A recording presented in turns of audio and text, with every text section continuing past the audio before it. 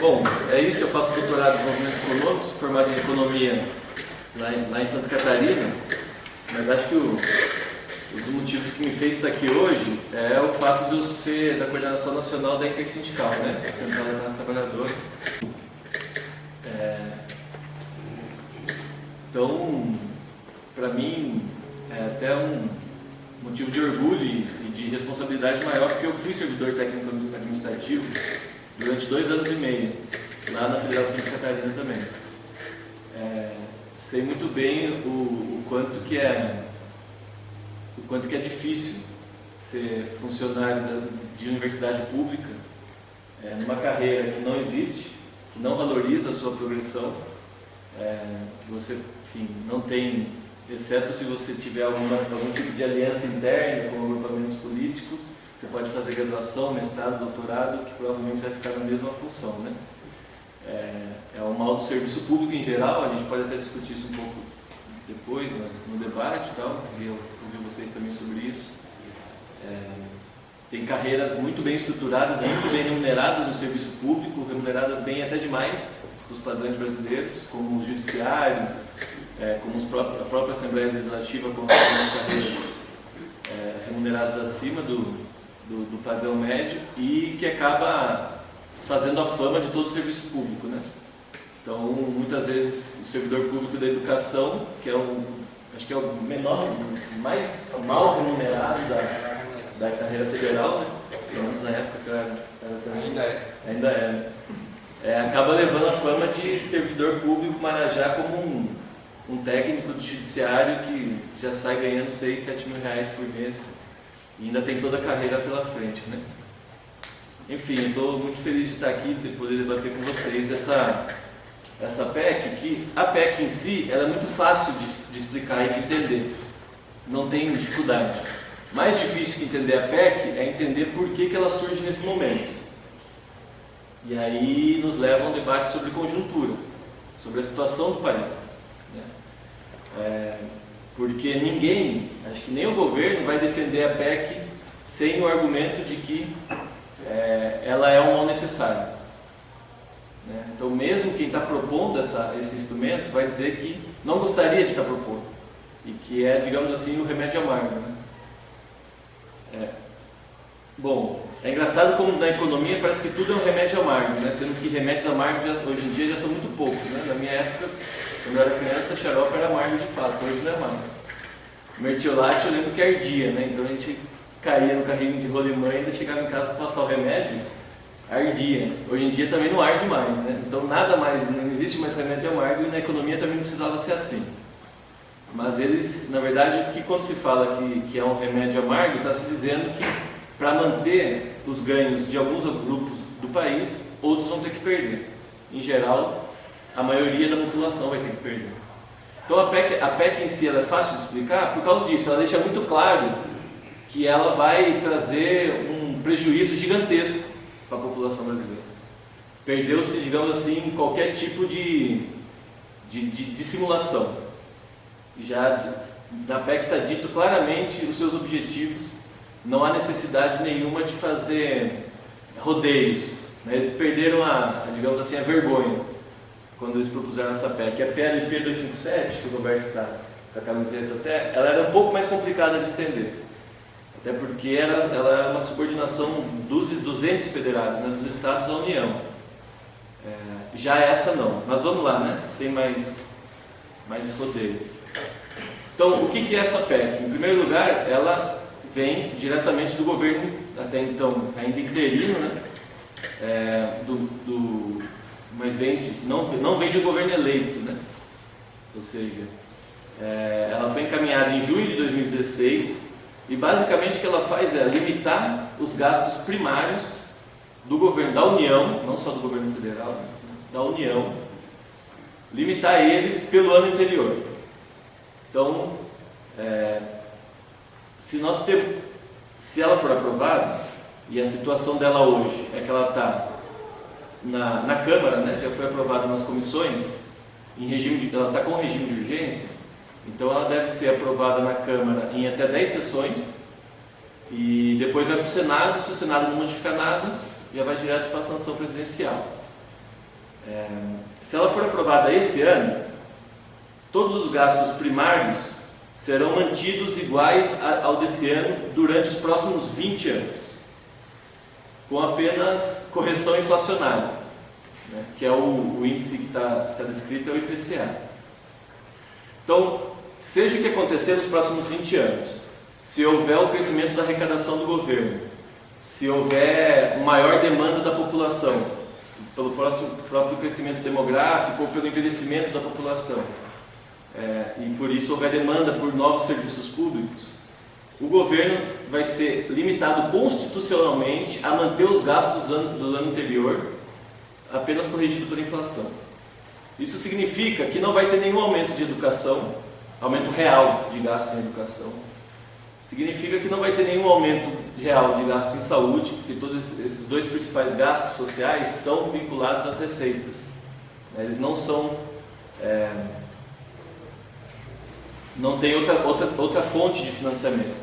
E mesmo a Previdência, como a PEC ela atinge todo o orçamento, todas as despesas não obrigatórias, mesmo os gastos com Previdência, podem entrar nessa limitação, né?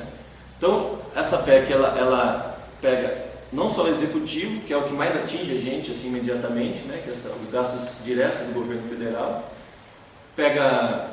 E aí saúde, educação, servidor público, não preciso nem falar, né? Já é difícil conseguir reajuste salarial, principalmente para os servidores públicos mais da parte de baixo da tabela. Mas também pega legislativo, judiciário, incluindo o TCU, Tribunal de Contas da União, Ministério Público Federal e Defensoria Pública. Ou seja, pega toda a União. Mas aí, quando a gente fala assim... que é isso que a imprensa em geral apresenta, que vai limitar todos os gastos, é importante pegar o adjetivo, né? Todos os gastos primários. O que são esses gastos primários?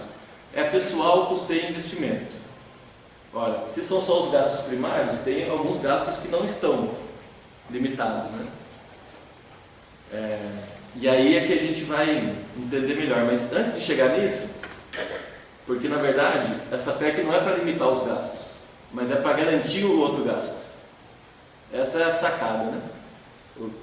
Eles escondem na verdade a finalidade da PEC. A finalidade da PEC é para garantir os gastos com o serviço da dívida pública, e para isso precisa limitar os gastos com os bens e serviços que a população precisa. Então, se fosse ser sincero, essa PEC ela seria não limitar os gastos, seria garantir o pagamento dos juros da dívida pelos próximos 20 anos. Essa é a verdadeira finalidade dela. E para isso, eles argumentam que os gastos primários estão fora de controle, né? E que por isso, inclusive, que a gente está em crise no Brasil. Essa é a narrativa dominante.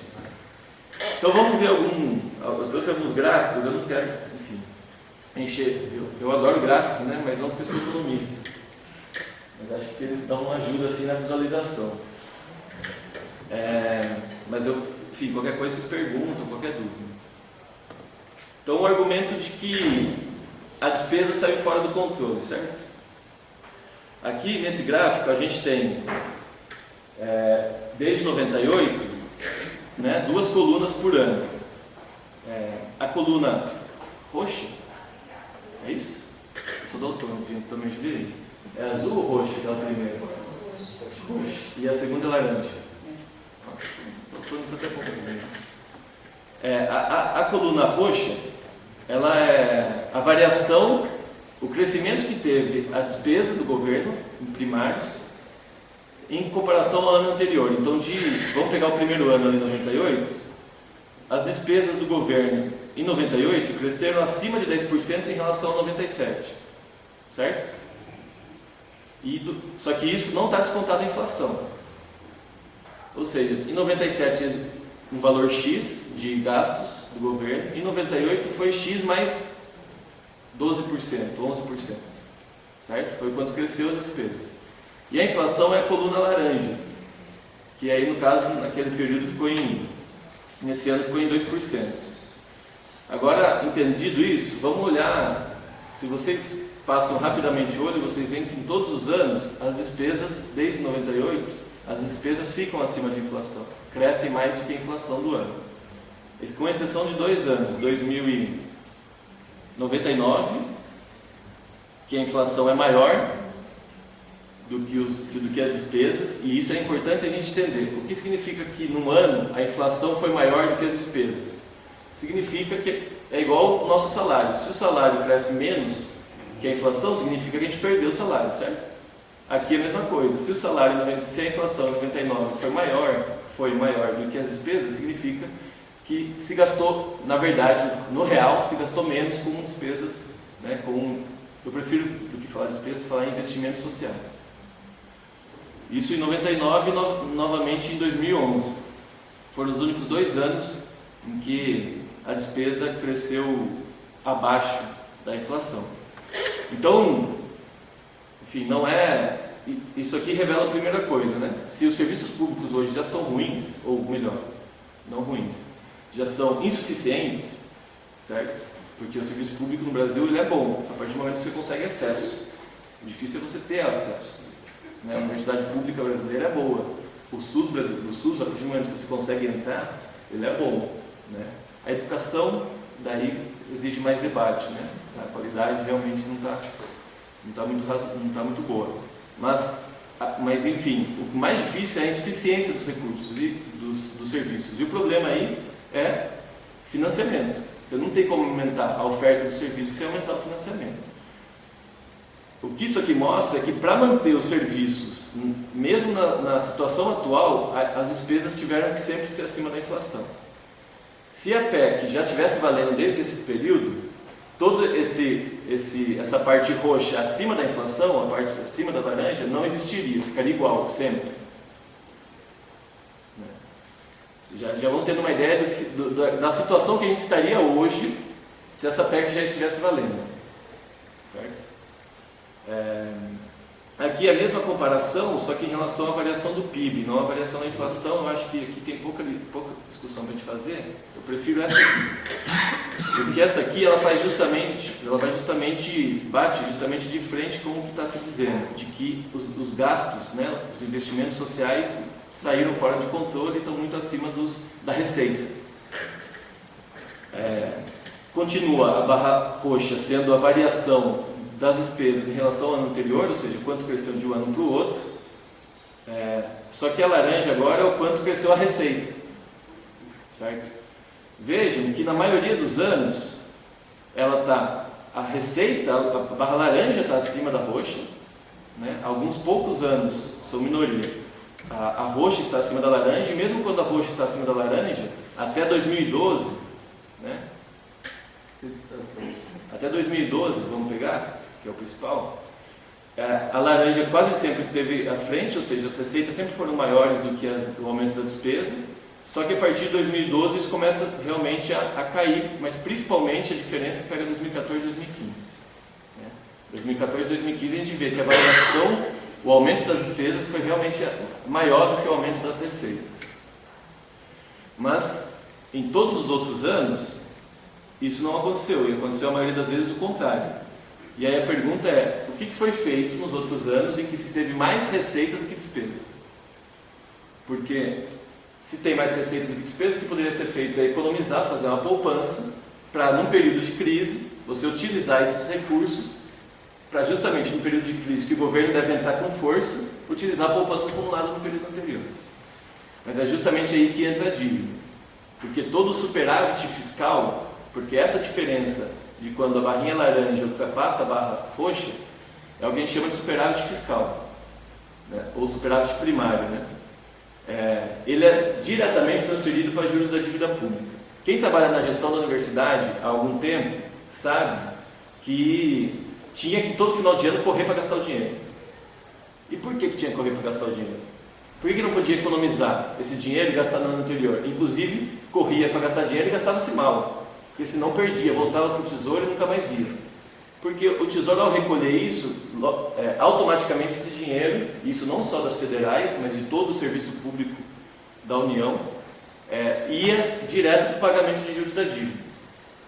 Então, não há acúmulo de recurso, poupança, formação de poupança pública no Brasil. Quando eles falam que precisa fazer superávit primário, o que eles estão dizendo é o seguinte: a gente precisa ter uma arrecadação maior do que os gastos para poder transferir para os juros da dívida pública. Isso vem desde a Lei de Responsabilidade Fiscal, e os nomes são muito interessantes, né? Porque superávit primário parece um nome bonito. E na TV eles falam: o governo conseguiu poupar mais, conseguiu poupar menos. Mas eles não falam que essa poupança, na verdade, não fica para o governo.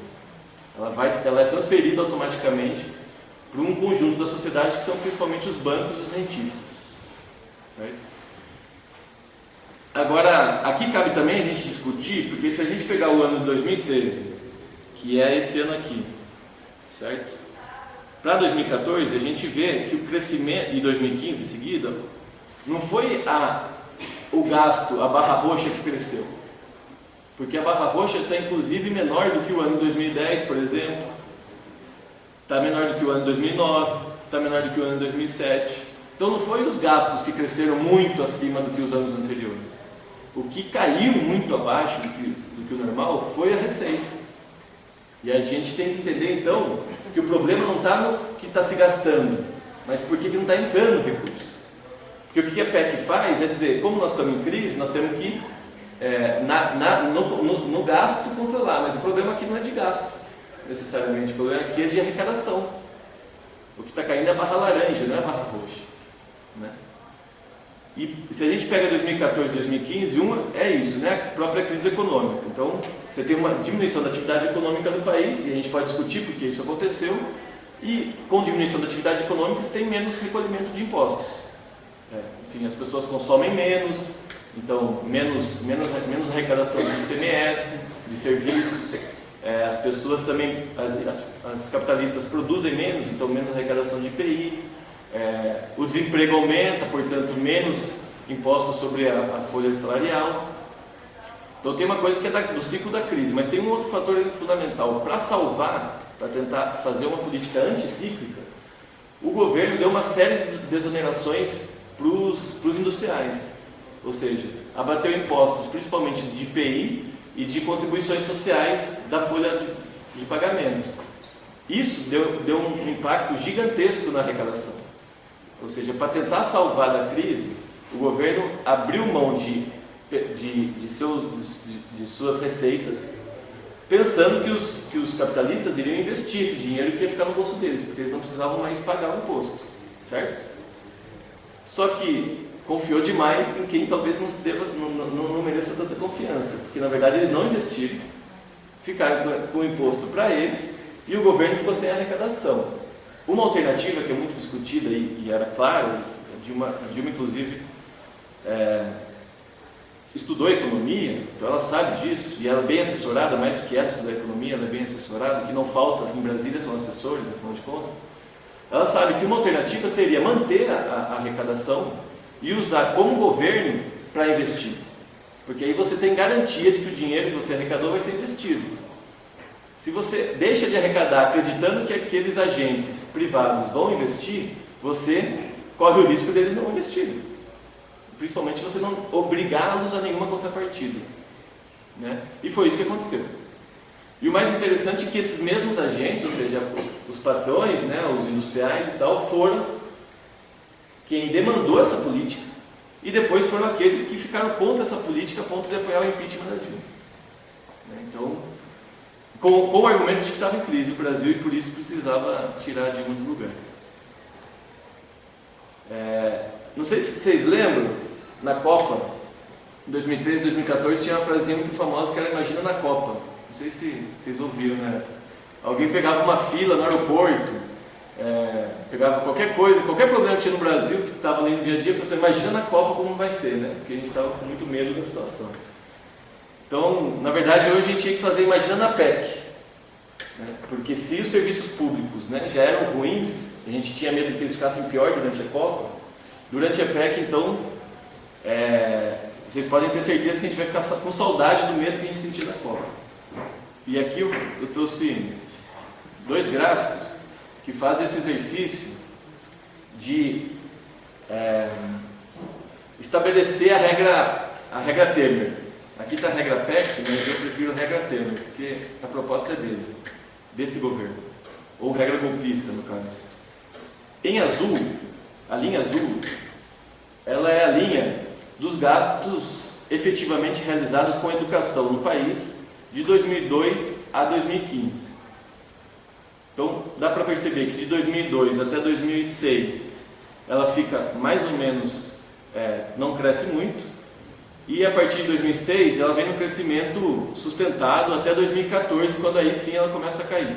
Cair em relação ao ano passado, né? 2015 para 2014. Se a PEC já estivesse valendo desde 2003, os gastos com a educação seria a linha vermelha. Veja a distância de volume de recursos que foram efetivamente gastos e que seriam gastos se já estivesse valendo a PEC. Isso eu estou falando de educação, estou falando de Universidade Federal. Isso daí não cresceu de acordo com a criação do REUNI? Claro, o REUNI está inserido aqui também. Porque o REUNI saiu direto dos impostos, do gasto da educação. E aqui a mesma coisa, só que com relação à saúde. Então, os gastos com a saúde. E também acho interessante mostrar, né, tanto nos dois gráficos, por exemplo, na saúde, na educação fica mais claro que até 2006, digamos assim, que a PEC estava valendo. Né? Ou seja, o governo passa a gastar mais de fato com educação só depois de 2007, certo? E na saúde também, tem um período, só que na saúde é um pouco menor, né? Até 2004, a partir de 2004 aumenta bastante o gasto com a educação. E a gente vai entender por que aumenta esse gasto de educação, com a educação. Por que isso foi possível e não foi possível antes. E se a regra Temer, a regra golpe estivesse valendo, eu falo regra golpe não porque eu quero defender Dilma, viu gente? Porque isso aqui é um golpe contra o povo brasileiro. Porque um governo não eleito pelo Congresso, ele faz aquilo que o Congresso permite e aquilo que aqueles que apoiarem permitem. Né? O que fica de fora da PEC, né? Não sei, vocês já conhecem esse gráfico, ele é bem famoso. É um gráfico de pizza. Ele coloca ali todos os gastos do governo federal.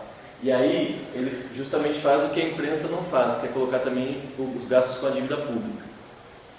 Então, de todos os gastos geral da União, né, em 2015, 42,5% foi com juros e amortizações da dívida pública. É impactante. É impactante principalmente porque essa informação não chega para a gente no cotidiano. O que chega para a gente no cotidiano é o quê? Precisa resolver o quê? Os dois principais gastos, previdência social, né? Eles começam pelo segundo, na verdade, eles eliminam o primeiro. Previdência social e funcionalismo. Funcionalismo não aparece aqui porque ele está dividido por ministérios, né? por setores. Então, não tá, até para desmistificar isso um pouco, né? Porque é muito fácil você falar, vou reduzir dinheiro do funcionalismo público. Como se o funcionalismo público fosse uma coisa abstrata. Não, se você for recortar do funcionalismo, você vai cortar da saúde, da educação, da defesa, da segurança, de algum lugar você vai cortar, porque o funcionário público existe com alguma finalidade. Né? Então tem que mostrar de onde vai cortar. Então aqui, esse gráfico é feito pelo movimento da auditoria da dívida, que eu recomendo vocês entrarem no site, acompanharem o Facebook. Também eles publicam bastante coisas, é um movimento criado pelos auditores da Receita Federal, pelos sindicatos dos auditores da Receita Federal, que já existe há 15 anos, que reivindica a necessidade de fazer uma auditoria na dívida pública brasileira, justamente por causa disso. 2015 não é uma exceção. Se a gente pegar todos os anos anteriores, os juros e amortizações da dívida consomem sempre de 35% a 45% do orçamento geral da União. Sempre. E, ao mesmo tempo, a dívida pública cresce, que passou de 60 bilhões de reais quando o FHC assumiu, em 94, para 600 bilhões quando ele passou para o Lula. O Lula passou para Dilma em 1,9 trilhão e hoje já alcança 3 trilhões. Então é um sistema controlado pelos bancos, que nós conhecemos bem, como são bons em cobrar juros e taxas, que através dele garante cada vez mais a gente pague e ao mesmo tempo cada vez mais a dívida cresça. A gente pode debater isso melhor também se vocês tiverem interesse no debate, porque, enfim, dá para explicar melhor isso. Mas é como se fosse juro composto, né? Como se a gente tivesse um endividamento em que, por mais que a gente economize e pague, a gente não consegue pagar sequer os juros, e aí sobra um outro tanto de juros, a gente é obrigado a renegociar a dívida. Quando a gente vai renegociar a dívida, o nosso credor joga o juro mais lá em cima, então vira uma bola de neve, e é isso que acontece com o governo igualzinho. Não é porque o governo está gastando mais, e por isso está fazendo empréstimos e por isso está fazendo dívida, porque essa quantidade de dívida não se reverte em investimento e em gastos sociais. É uma quantidade de dívida gerada por ela mesma, pela própria dinâmica da dívida pública. Então, isso aqui, juros e amortizações da dívida, está fora da PEC. Então, quando a PEC fala controlar os gastos primários, estabelecer um teto de gastos primários, que vai ser igual ao de 2016, né? Igual ao do ano de implantação, só corrigido apenas para a inflação, ela está dizendo tudo que vier acima disso vai para esse sistema, vai para essa parte amarela da pizza. É amarela, né? Para quanto vai aumentando o amarelo? Porque se você retira, ele vai aumentar de 42 e vai... Não, porque esse aqui ele vai aumentando. Tem até um gráfico que mostra o quanto ele tem aumentado, mas nos últimos 4 ou 5 anos ele tem... Ele vai, porque se é que você é transferido para lá, os 42% para a dívida, a tendência é aumentar a investimento ainda. Como assim? Não entendi isso. Você reduz o dinheiro de investimentos da saúde e da educação, como você nota anteriormente. Tá, entendi. O quanto que a PEC vai passar para... Isso. Então, não temos, porque na verdade isso depende. A dinâmica da dívida ela é muito de curto prazo, né? Todo dia tem operações de endividamento que a União faz rolagem da dívida. A gente só sabe exatamente. Então, o que o governo faz é na PILOA, né, no projeto de lei orçamentária, ele estabelece o superávit fiscal, que em geral é 1,2% do PIB. O que nós temos para o ano que vem, na verdade, é déficit fiscal. Então,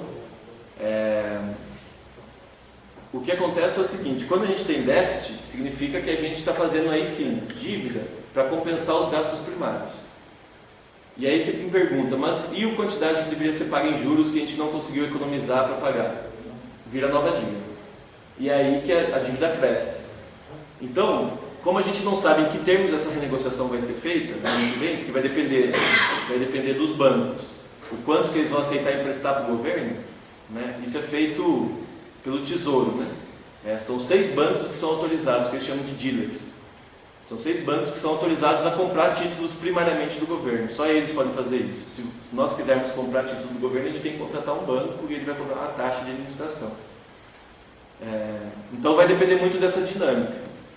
O fato é que para o ano que vem, a gente provavelmente não vai ter gasto com juro real, que vai ter a rolagem da dívida.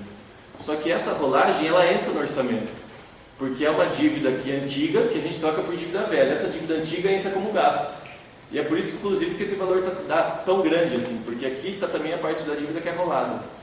Ou seja, não foi gasto que saiu, mas foi rubrica de dívida antiga que a gente se comprometeu e jogou para frente a um custo mais caro. Entendeu? Então não tem como saber quanto que ela vai crescer, exatamente, porque isso aqui é um gasto que a gente só consegue fechar no final do ano. Tá? Mas o que existe é um padrão de que todo ano a rolagem e o gasto com juros e amortizações da dívida, nos últimos 10 anos, gastam de 35 a 40, ocupam de 35 a 45% do orçamento geral da União, enquanto a dívida cresce exponencialmente.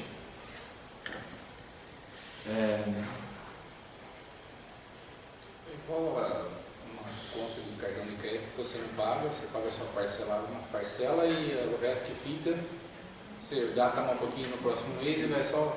É a mesma coisa. Só que, lógico, tem mecanismos... O banco usa o dinheiro da gente para comprar esses títulos do governo. Isso. A dinâmica é a mesma. Acontece que no caso é ilegal, né? É inconstitucional. Porque quando a gente fala em rolagem da dívida, que é fazer dívida para pagar juros, que é o que o governo faz, rolar a dívida, na Constituição está escrito que o governo não pode fazer dívida para gastos financeiros. É completamente inconstitucional isso. Da mesma forma que, quando foi feita a nova república, né, que a gente assiste à morte dela hoje, na década de 80, quando ela estava sendo constituída, esse processo de constituição, acho que quem viveu esse processo viu como é conflituoso, viu como ele é difícil, porque é uma série de interesses, né, sendo amarrados numa peça chamada Constituição, que é as regras do jogo.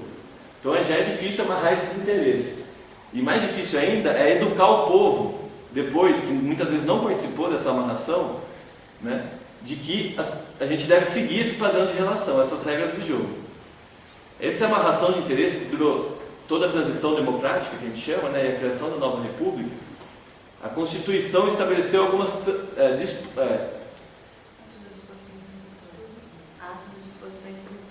disposições transitórias, ou seja, coisas que deveriam ser feitas antes da república ser realmente inaugurada. Era o processo da transição para a nova república. A Constituição previa que precisam ser feitas algumas transições. Uma delas era uma auditoria da dívida, que nunca foi feita. Assim como, vou falar mais um pouco disso também, o único imposto que está previsto em Constituição e que não está regulamentado, ou seja, que não tem uma lei específica para regulamentar e colocar ele em prática, é imposto sobre grandes fortunas. Ele está previsto em Constituição, já deveria ter sido regulamentado e não existe. Então, os milionários, bilionários no Brasil ficam tranquilos, não pagam impostos pelas suas grandes fortunas, enquanto em todos os outros países, principalmente os países centrais, eles, no último período de crise, né, depois da crise de 2008, eles justamente o que fizeram para combater esse problema que a gente está vivendo, de queda na arrecadação durante a crise, foi aumentar o imposto sobre os mais ricos. E isso eu não estou falando de nenhum país comunista, revolucionário, estou falando de países capitalistas centrais. No Brasil nós não fizemos nem a auditoria da dívida, que era previsto nas disposições transitórias, e nem implantamos o imposto sobre grandes fortunas. Além de uma série de outros impostos que a gente já vai falar rapidinho. Bom, mas aí, só para também não ficar muito O que acontece se algum órgão ou alguma unidade da União descumprir a PEC? Né? Ou seja, vai caber a cada órgão respeitar esse limite, né? Pagar o mesmo tanto do ano anterior, só corrigido pela inflação. A lei prevê sanções ao órgão, ou seja, penalidades ao órgão que não cumpriu. Né? São 4 sanções. Vai ficar proibido conceder qualquer título. Obrigado. Vai ficar proibido concessão de vantagem, aumento, reajuste ou adequação de remuneração dos servidores públicos. Inclusive, a revisão geral anual prevista na Constituição Federal. Vai ficar proibido esse órgão criar cargo, emprego ou função que implique aumento da despesa, alterar a estrutura da carreira, admitir ou contratar pessoal a qualquer título e realizar concurso público. Então, as penalidades, vejam que recai basicamente principalmente o serviço público, sobre os servidores públicos.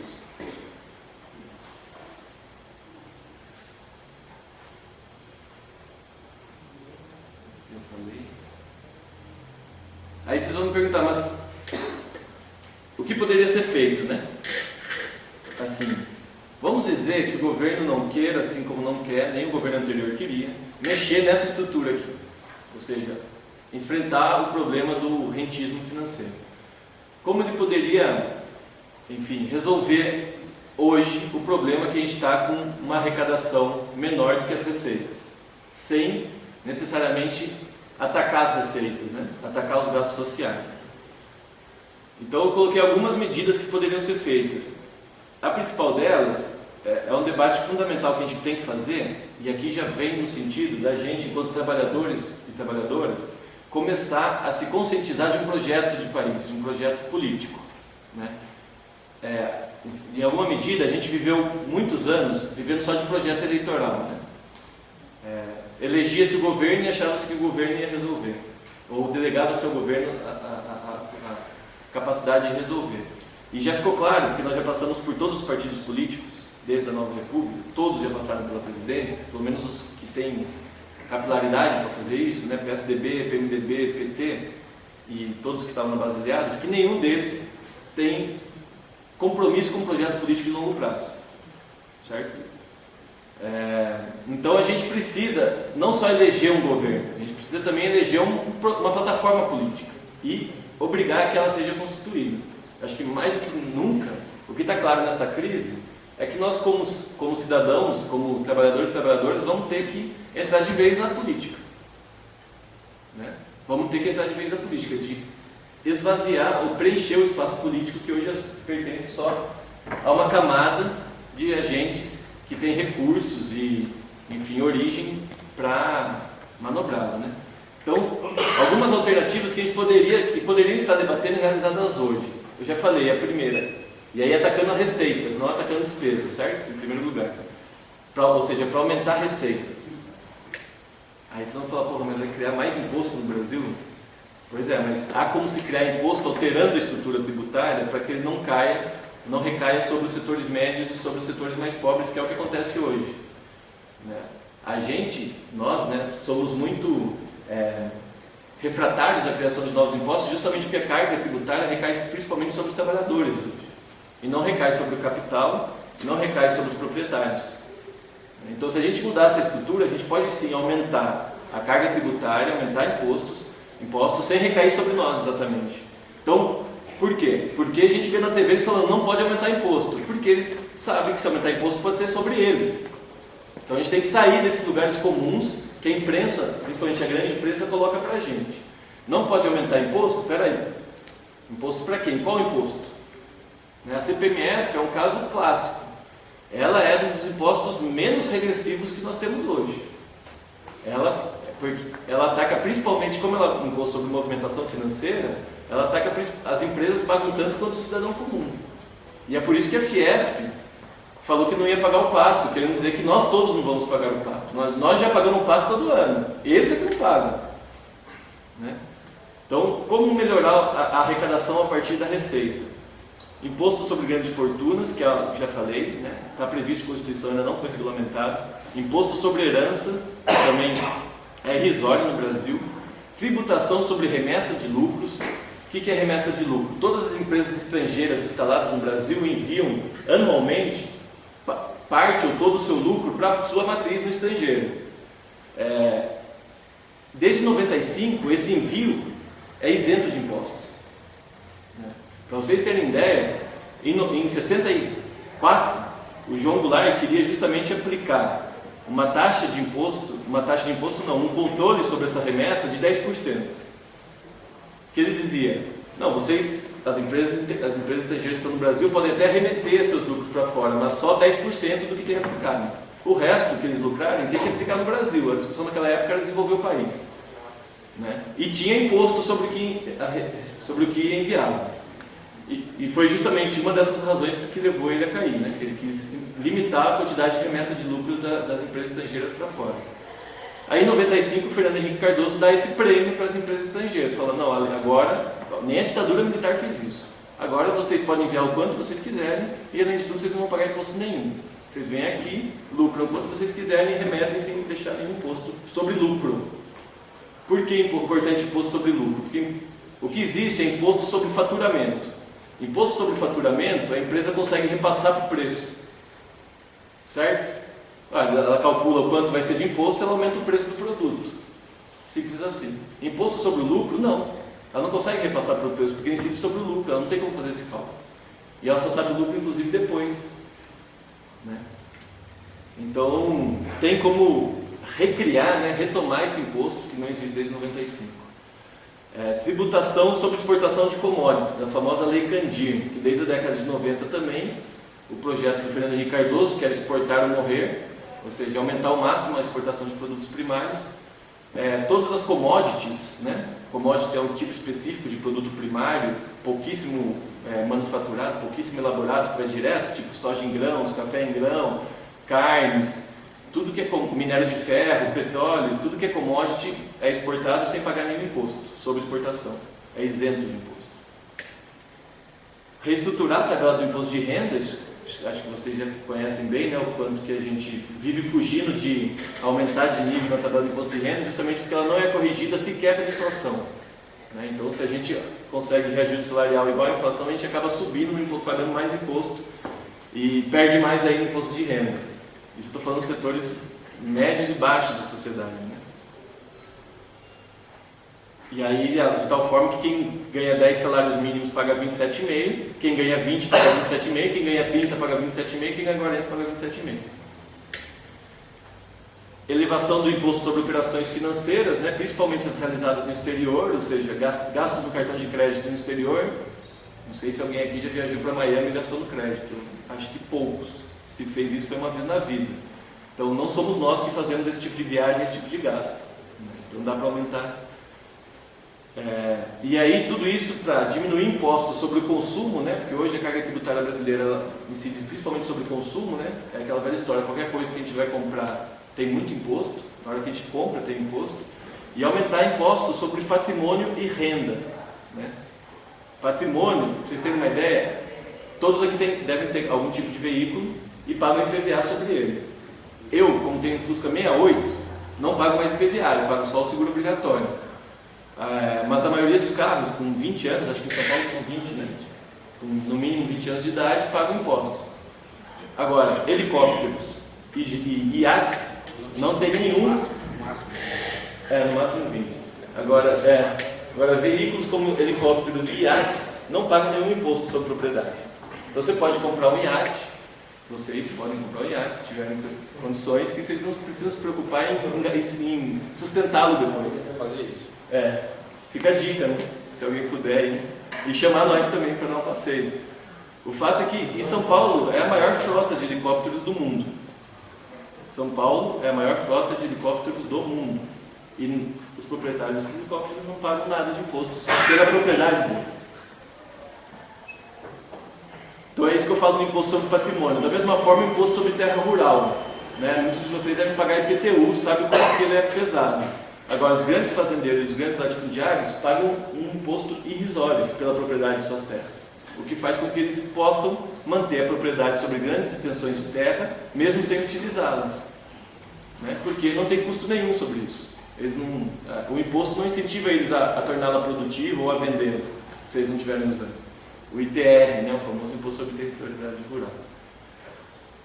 Combater a ilação e sonegação fiscal, que também é gigantesca no Brasil. Ilação fiscal é aquelas manobras contábeis que as empresas fazem para justamente evitar pagar impostos. Não é ilegal exatamente, mas eles preferem gastar numa engenharia contábil muito potente dentro da empresa para iludir o sistema tributário brasileiro. E aí tem cálculos do quanto isso desvia de recursos, né? Quanto eles conseguem economizar e, na verdade, desviar de impostos. E eliminar as exonerações, eu já falei. Pela parte das despesas, o que daria para fazer? Uma redução imediata na taxa básica de juros, que hoje está estabelecida pelo Banco Central em 14,25%, 14,5%, ela por si só já reduziria o gasto do governo. Por quê? É a taxa básica de juros que diz por quanto a dívida vai ser paga, né? Então, quando o governo contrai a dívida pública, né, contrai uma dívida, ele contrai uma determinada taxa de juros. É igual a gente vai no banco e tem a taxa de juros lá. Só que quem define essa taxa de juros é o próprio governo através do Banco Central. Então, se o Banco Central baixar a taxa de juros, a própria dívida que já está emitida e já está vinculada à taxa de juros cai ao mesmo tempo. Existem cálculos que mostram quanto uma redução de 1% na taxa de juros poderia reduzir de gastos, né, imediatamente. Assim, numa canetada, efetivamente. Agora, óbvio, para isso precisaria de projeto e de independência ao sistema financeiro. Agora, quem que é o presidente do Banco Central hoje, por exemplo? É um funcionário do Itaú. Se chama Ilan Godfage, né? Ele era funcionário do Itaú e foi indicado para ser o presidente do Banco Central. Antes dele, quem que era? Era o Joaquim Levy, que mudou, era funcionário de outro banco, que era o Bradesco. Antes dele, por um curto período da história brasileira, ficou um técnico do Banco Central, que era o Tom Bini. Mas antes dele, durante 10 anos, foi o Henrique Meirelles, que foi funcionário do Citibank. Então, o Banco Central, que é quem define a taxa de juros, que é o quanto vai do nosso dinheiro de impostos para os bancos, ele é sempre gerido por um bancário, por um banqueiro, no caso, né? Por alguém do sistema financeiro. Isso para a gente entender que o orçamento, né, esse negócio de PEC e tal, na verdade é uma disputa política. Não é Não é verdade que existe uma crise no Brasil e que por isso precisa limitar os gastos. Existem outras alternativas, e o que está se falando na verdade é que existe uma crise no Brasil sim, mas que vai acima de tudo garantir o repasse feito aos bancos. E aí, bom, auditoria da dívida, e aqui eu coloquei também o item reforma do serviço público, né? Que era dos servidores públicos, que era esse debate que eu estava falando. A gente não pode aceitar que o juiz tenha auxílio moradia, com o salário que o juiz tem, e muitas vezes morando em sua própria casa, porque o auxílio moradia depende se o cara paga aluguel ou não, ele recebe. Não dá para aceitar a remuneração do judiciário. Agora o STF, né, a gente acompanhou esses tempos a briga do STF por um maior reajuste. Ou seja, não dá para aceitar que uma pequena elite do serviço público tenha tanto recurso e seja tão privilegiado, né, enquanto o serviço público de ponta, ou seja, aqueles que efetivamente exercem, que fazem o serviço público acontecer de fato para os mais pobres, né, para os cidadãos da República, recebem muito mal. Né? No caso da educação é clássico, mas a gente podia pegar a saúde também, etc. A segurança.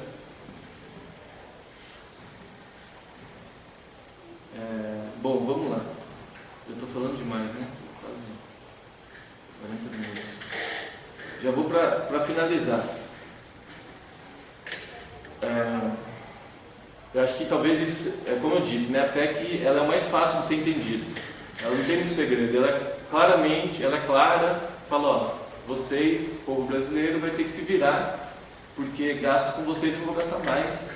E ela não faz não tem nenhuma necessidade de dar uma escondida, né, de dar a lei de responsabilidade fiscal, que em alguma medida é isso também. O próprio nome já fala, é Lei de Responsabilidade Fiscal. Olha como bonito é esse nome, né? De tal forma que se você for discordar dela, parece que você é um irresponsável, né? Um criminoso contra o país, quase. E é isso que é, né? Porque a Dilma foi criminalizada por não ter cumprido a responsabilidade fiscal. Mas a Lei de Responsabilidade Fiscal já era isso. Significava, acima de tudo, você vai ter que garantir o gasto com juros da dívida. A PEC ela é mais clara, fala, agora nós não precisamos prestar conta para ninguém mesmo, nós vamos fazer e acabou. Isso faz isso a partir da leitura de que o Brasil está em crise. E aí está mesmo, certo? E aí é importante a gente entender por que está em crise, para a gente não cair nessa narrativa. Né? Nessa narrativa de que a crise o superávit fiscal, né, que é o que a PEC tenta garantir, virou o posto Ipiranga da economia brasileira. Né? Não tem aquele comercial, eu preciso recarregar o celular, passa no posto Ipiranga. Eu preciso comprar o seu passa no posto Ipiranga. Então você vê na televisão, o problema qual é? O superávit fiscal, o problema é o superávit fiscal, o problema é o posto Ipiranga da economia brasileira, da crise brasileira. E se a gente não tiver o entendimento do que de fato gerou essa crise, a gente não vai conseguir sair dela sem ser prejudicando a nós mesmos e aceitando esse tipo de receituário. E essa crise, vamos assim, tentar falar rapidamente sobre ela, porque eu quero mais também debater com vocês depois. Né? Ela, na verdade, ela está recolocando o Brasil onde ele esteve desde quando começou os anos 80. Nós estamos vindo desde os anos 80, a economia brasileira numa regressão, que tem duas características. A primeira, que eu já falei bastante, então não preciso falar muito mais, que é o que eu chamo de rentismo, que é um país, ou seja, a acumulação de capital aqui no Brasil, nós somos um país capitalista, então ele é movido pela acumulação de capital, ele passa principalmente pelo sistema financeiro. E esse sistema financeiro está fortemente sustentado nos fundos públicos, nos nossos impostos. E aí, por que cada ano que passa, uma maior quantidade do orçamento federal obrigatoriamente tem que ir para o sistema financeiro? Muitas vezes a gente ouve falar que a gente paga muito imposto no Brasil, né? E de fato, a carga tributária brasileira é 35% do PIB, e isso nos coloca em 10º na economia mundial. Também não é a que mais paga, né? Ao contrário dos juros, que aí nós somos campeões de verdade, e da desigualdade, que também nós somos campeões de verdade. Mas nós estamos ali em 10º. Tem países muito acima de nós. Só que se a gente pega, em 94, a arrecadação, a carga tributária brasileira era 25, 24, 23% do PIB. E subiu 10% nesses últimos anos, na exata medida em que subiu a dívida pública. Se a gente, eu não trouxe esse gráfico, mas aqueles gráficos de linha, né, que a gente via a boca abrindo, nesse caso eles caminham juntos, eles sobem iguais. A dívida pública cresce, por que a dívida pública cresce? Que aumenta a carga tributária. Então, uma característica que vem desde a década de 80 e que se fortaleceu, e o Plano Real, na verdade, foi isso. Ele falou, eu vou estabilizar a economia, a moeda brasileira, vou acabar com a inflação e para isso eu vou garantir através do endividamento e da acumulação de capital passando pela dívida pública, pelo juro. Então, a primeira característica que a gente vem desde a década de 80, que vem se aprofundando, é o rentismo. A segunda é a reprimarização da economia. Para vocês terem ideia, em 85, a indústria ela era 35% do nosso PIB, certo? Ou seja, mais de 1/3 do que a gente produzia no Brasil vinha da indústria. Do que a gente produzia, né? Quem produz somos nós. Hoje, quer dizer, ano passado, ela caiu para 9% do PIB. Ou seja, de 35% da participação industrial no PIB, hoje é 9%. A mesma coisa, o valor adicionado, né, que é uma outra categoria de economistas, que é o quanto cada setor contribui para a economia no ano. Valor adicionado, né, não é só produção. Porque produção repete do ano passado e... Então, o valor adicionado caiu de 30% para 12% da indústria, no valor adicionado total. Ao mesmo tempo, as exportações brasileiras, tudo aquilo que a gente exporta para o mundo, os produtos primários, essas commodities que eu falei, que estão isentas, né, inclusive de impostos para exportação, elas passaram, em 2000 elas eram 20% do que a gente exportava, e hoje elas são 49% do que a gente exporta. Então veja, a gente está se tornando cada vez um país, de novo, que a gente já foi muito no passado, quem lembra de alguma coisa de história, lembra do café, da cana, da colônia e tal. A gente está voltando a ser um país primário exportador, certo? Só que o primário exportador hoje é de caminhonete, né? Mas, como você disse, nas commodities, isso aí não é tributado? Não é tributado, né? Não é tributado e não gera dinâmica econômica, né? Porque você tem pouco integramento produtivo. Exatamente. Então, essa regressividade vem desde a década de 80. Então, para nós não deveria ser novidade isso. O que aconteceu? Aconteceu isso aqui. Por que agora, na verdade estou explicando isso para a gente entender por que agora surgiu a PEC e não surgiu antes, né? Ou então, por que agora surgiu uma crise que exige uma PEC e não antes? Por causa desse gráfico aqui.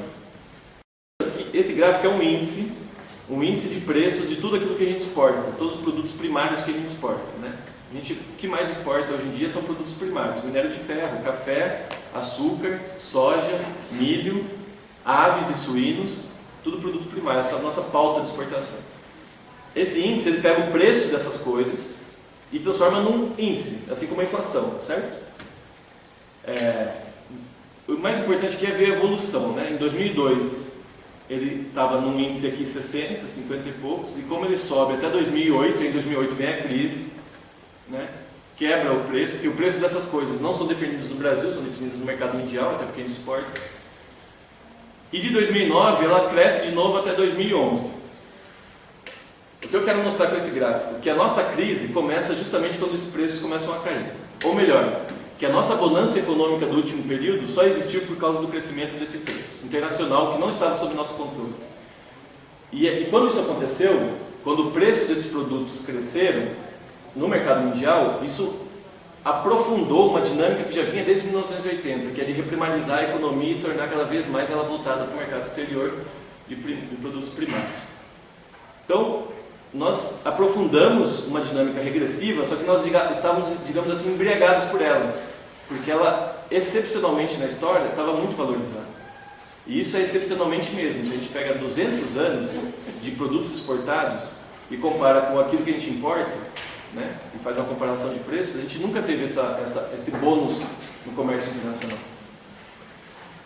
Então, na verdade, não é que a gente está em crise agora, é que a gente estava num padrão E aí o governo anterior, ele pôde fazer esses aumentos que a gente viu em saúde e educação por causa disso, né? Não foi só, digamos assim, não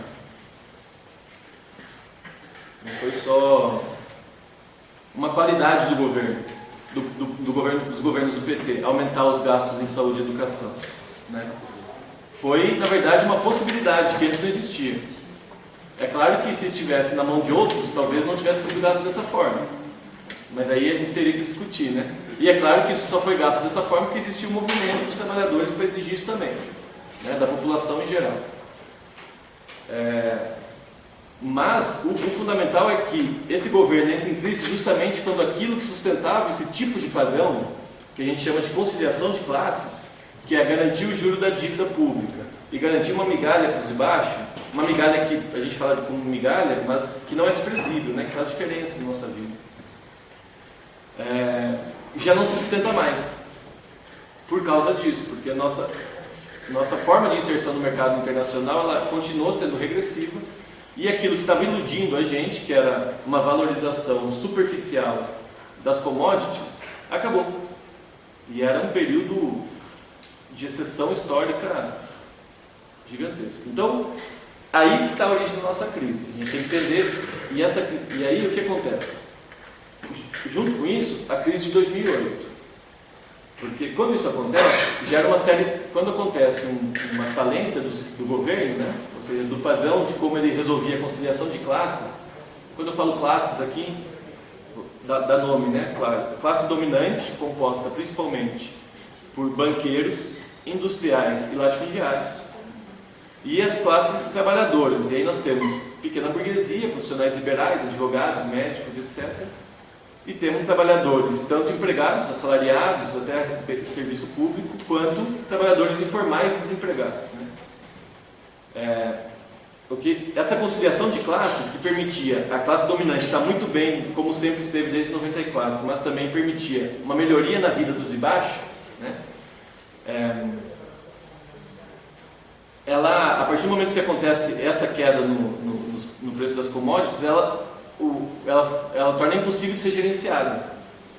Então, se um governo que fazia essa conciliação continuasse tentando fazê-la, teria que, de certa forma, acordar com os russos, né? Ou seja, com a classe dominante que nunca quis perder. Ela só aceitou que uma parte fosse transferida para os de baixo porque ela continuava ganhando muito. Digamos assim, a classe dominante, que a gente pode chamar de casa grande brasileira, até hoje, né? Que vem desde a escravidão, ela nunca aceitou novos sócios. Ela tolerou por um período uma certa que parte daquilo que ganhou mais fosse repassado para os de baixo. Mas ela nunca aceitou um novo sócio. E o que nós vemos hoje é isso claramente.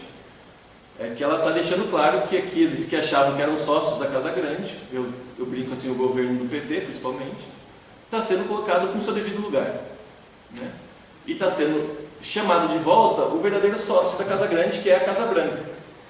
Que é o imperialismo, principalmente dos Estados Unidos. E aqui eu vou dizer, para não ficar só na retórica, né? O imperialismo, como se fosse uma coisa assim, que está sobrevoando a nossa realidade. Do ponto de vista político, o principal fator de desestabilização do Brasil se chama Lava Jato, certo? Não precisamos discordar da necessidade de investigar a corrupção para perceber que a Lava Jato foi que desestabilizou a Dilma, certo? A Lava Jato ela é uma operação, uma investigação, não é sobre o serviço público, é sobre uma empresa específica, chamada Petrobras. E não é acidente que seja essa operação que tenha ganhado tanta repercussão e tanta força no período recente. Nós tivemos dezenas de outras operações de investigação da Polícia Federal. Nesse momento estão acontecendo várias, inclusive.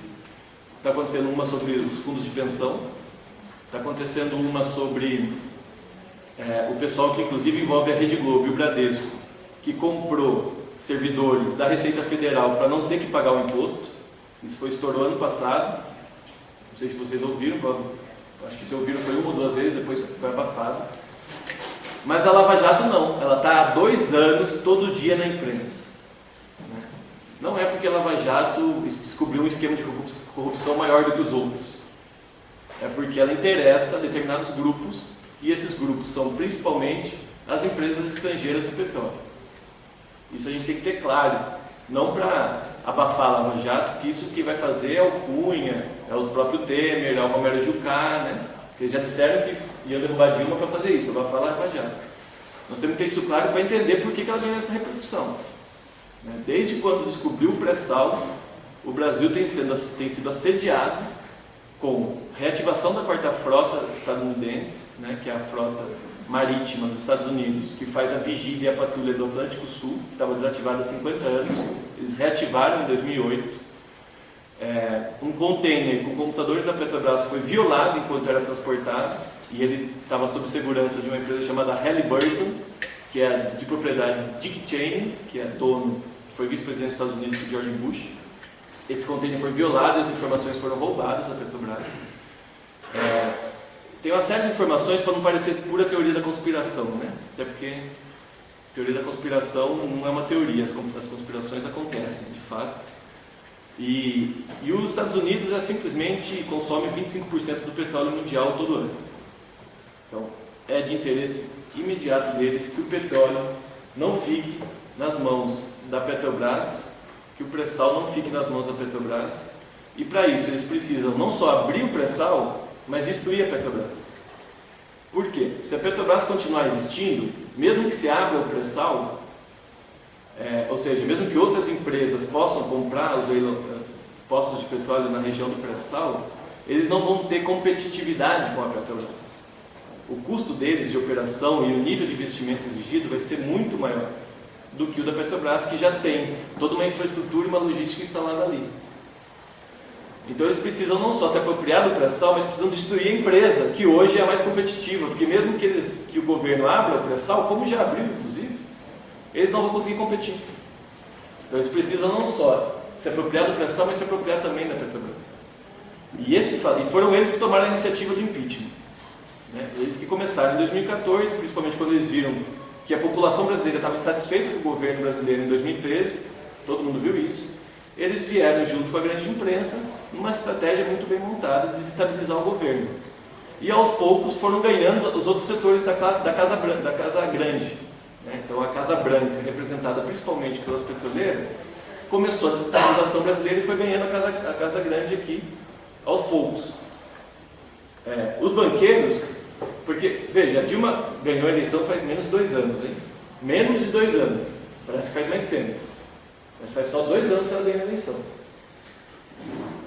Ela indicou para a ministra da Agricultura uma latifundiária chamada Cátia Abreu.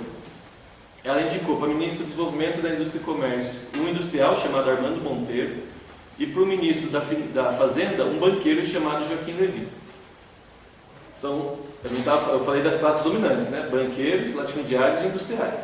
Os 3 indicaram representantes para o governo da Dilma. Eles não estavam em 2014 querendo derrubar uma presidenta, eles não estariam indicando, se eles quisessem, eles não estariam indicando esses personagens. Eles foram ganhos por um projeto de estabilização que já estava em curso. Apesar de tudo que a Dilma tentou fazer para conciliar com eles. Aumentar a taxa de juros, entregar a pré-sal, aumentar os gastos, inclusive, que é o motivo das pedaladas fiscais com o agronegócio, os empréstimos com o agronegócio. A Dilma fez tudo para conciliar com esses setores internos. Mas a desestabilização promovida foi tão bem sucedida que esses setores preferiram se aliar aos seus velhos sócios, de fato, que é os estrangeiros. Então, dentro dessa situação, o que a gente pode fazer? Porque aqui a gente falou de um ataque, a PEC. Mas esse realinhamento da Casa Branca com a Casa Grande, esse realinhamento das forças conservadoras brasileiras, ele vem muito mais do que PEC, Vem reforma trabalhista, 12 horas de horário de trabalho, idade mínima aposentadoria 65 anos, não importa quando você começou. Não importa que no Sergipe a idade média de morte seja 64 anos, a idade mínima de aposentadoria é 65. PLP 257, terceirização, enfim, uma série de ataques a nós. Então, nós estamos numa correlação de forças, nossa força é muito pequena nesse momento. Então a primeira coisa é a gente entender que nesse momento, se a gente for bem sucedido, a gente vai ser resistindo a alguma coisa, ou seja, derrotando algum ataque. A gente tem pouca capacidade de propor algo nesse momento. O mais importante nesse momento é resistir, certo? Não deixar que os ataques nos afetem. E nesse mesmo processo de resistência, a gente ir se educando e debatendo qual seria o nosso projeto, né? Para quando a gente tiver um momento de avanço, a gente poder indicar. Para isso, no momento de resistência, a gente faz o máximo de unidade possível, né? Faz unidade com todos. Eu sei que, por exemplo, muitos de nós fizemos, enfim, não somos petistas, fizemos oposição ao PT, seja por qualquer motivo, mas nós não podemos nesse momento escolher aliados pela cara dele, e sim pela pauta que vai nos afetar. Nós temos que fazer nesse momento o máximo de unidade na pauta. Estar anti ou contra quem pode ser nosso aliado nesse momento não é o objetivo principal, vai nos levar a aumentar o nosso nível de derrota. Na resistência é que a gente vai ter que ter capacidade de colocar um projeto que seja superior a de alguém que a gente discorda. É na resistência. Não vai ser na disputa, digamos assim, na disputa da morte, né? E, mais importante do que isso, né, porque, enfim, tem várias pautas aí, a gente pode discutir, né? Tem pessoal que está chamando fora Temer, tem pessoal que está chamando direta já, tem pessoal que chama eleições presidenciais, eleições gerais, nova constituinte, reforma política, enfim, tem essas táticas gerais de unidade, mas eu acho mais importante fazer unidades contra a PEC 241, contra o PLP 257, contra o ataque aos direitos trabalhistas, contra a lei das terceirizações, contra a reforma sindical, que são ataques que vão vir e que inclusive se aproveitam de demandas sociais que a gente tem. Por exemplo, uma reforma sindical é necessária, uma reforma política inclusive é necessária, mas o que vai vir são reformas que vão, na verdade, na época, na década de 90 se chamavam contra-reformas, né? Que pioram o sistema e não que melhoram. Então, melhor fazer essa unidade. A unidade geral da tática, acho que a gente tem que ser mais tranquilo em fazer com o que a gente pode. Então, é fora Temer, é direita já, enfim, vamos debater com tranquilidade, chegar no acordo comum, porque não é isso que vai aumentar a nossa resistência. O que de fato vai aumentar a nossa resistência é isso aqui, ó, né? A dificuldade que é mobilizar e organizar a gente para fazer um debate sobre isso. Entendeu? O que vai organizar, mudar a nossa correlação de forças. E aqui eu estou falando que eu acompanho o movimento sindical, acompanho o movimento popular, que é na verdade de onde eu venho, de movimento sem teto.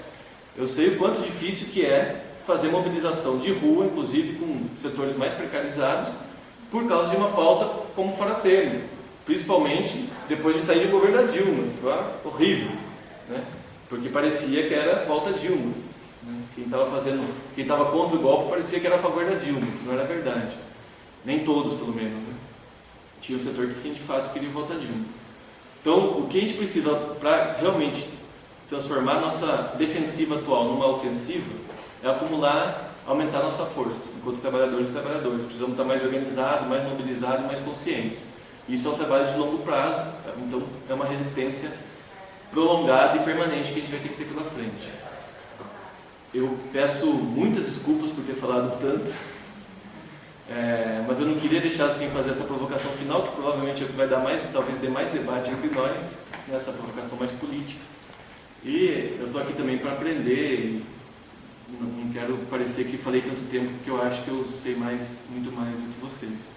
Então, desculpe e vamos lá fazer uma boa conversa agora.